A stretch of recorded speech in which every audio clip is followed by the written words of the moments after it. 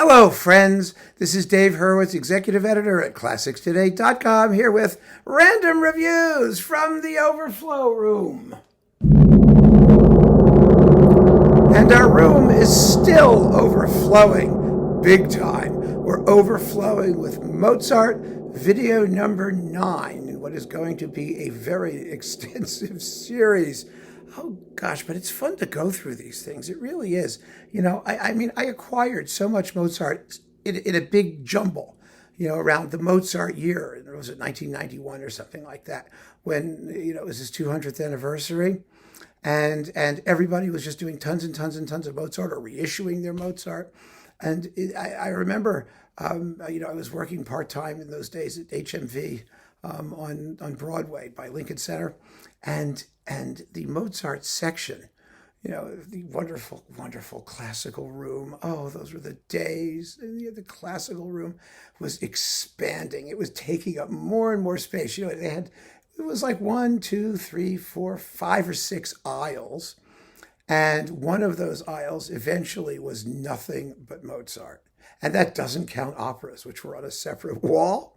I mean, it just kept coming.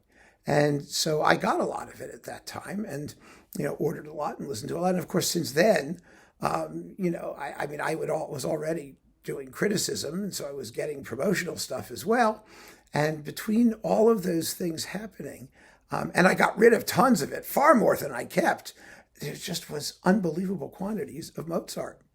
So we're going to look at some of those unbelievable quantities right here and now, starting with 1, 2, 3, 4, 5, 6, 7, 8. Yeah, okay.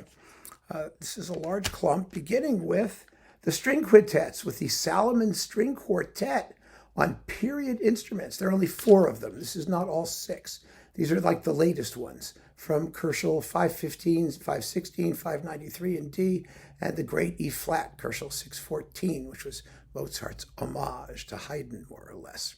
It's the most Haydn-esque chamber thing that Mozart ever wrote, probably. Now, these are, like I said, in the early day, a period instrument, in the early days of period instruments, 1990 for these. And they're fun to listen to. They are not my favorite.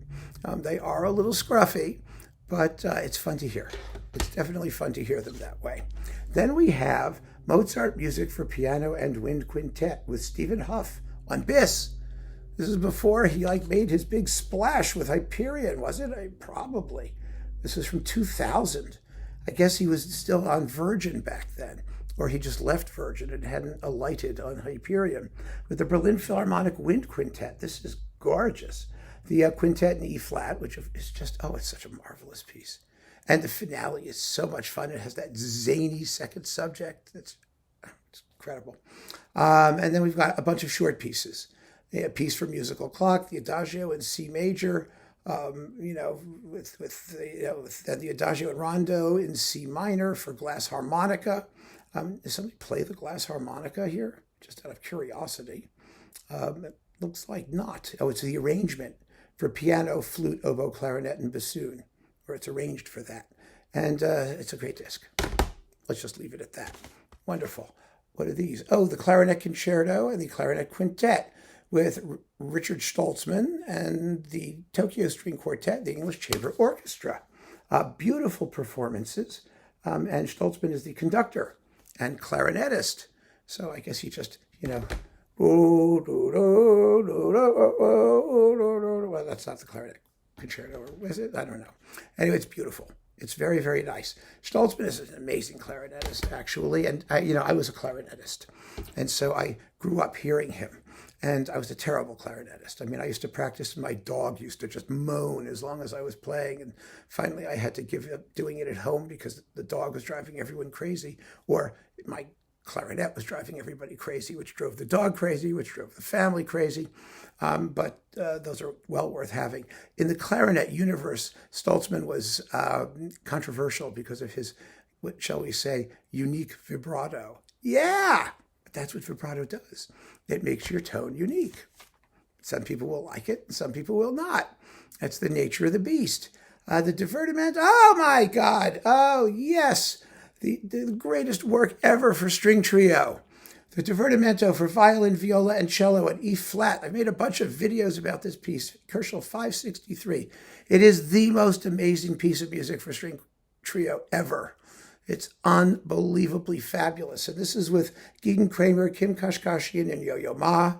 49 minutes and 53 seconds long for string trio. And it's a miracle. I collect these. I can't help myself. They're just so cool. Wow. Mozart's complete church sonatas on organ with János Sebastian and the Ferenc Erkel Chamber Orchestra Budapest. There are a lot of these little suckers, 16, 17 of them. Yeah, 17 of them. They're like 3-4 minutes long, and they are exactly what they suggest, pieces that were written to be performed in church as preludes or interludes or things during the divine service. And wow. And they're beautiful, simple little tchotchkes, Mozart tchotchkes. No one would say that they are great Mozart because Mozart had not a shred of spirituality in him until he got to the magic flute. And then it wasn't Christian spirituality, it was other, because he hated Salzburg and the Archbishop and everything associated with it. And so, but he did his job when he had to. And that was a had to, that disc. On Naxos, by the way. And now we've got a bunch of operas. A half dozen or so. 1, 2, 3, 4, 5 of them. The Abduction from the Seraglio with Joachim. It's a beautiful, beautiful abduction with Fritz Wunderlich as Belmonte. I mean, that's why people get this thing, really. And Erika Kott as Constanza, and Celine Bassa as Rolf Boysen, and Blonda as Lotte Schädle, and Pedrillo, Friedrich Lenz, and Osman as Kurt Böhme, and other things like that. With the the Bavarian State Opera, well, from 1966. It's an abduction nobody talks about. It's in the big Joachim box, of course, and it's lovely. It really is. It's got some terrific singing, and it's lots of fun. Don Giovanni. Oh, this is weird. Okay, this is with Harnoncourt and the Concerto. Really. With Thomas Hampson as the Don, and Robert Hall as the Commendatore, and Edita Gruberova as Donna Anna, Don Ottavio as Hans-Peter Blochwitz, Donna Elvira as Roberta Alexander. That's an interesting choice. Leporello as Laszlo Polgar, and Mazzetto as Anton Scharinger. Zerlina is Barbara Bonney. Okay, here's the thing.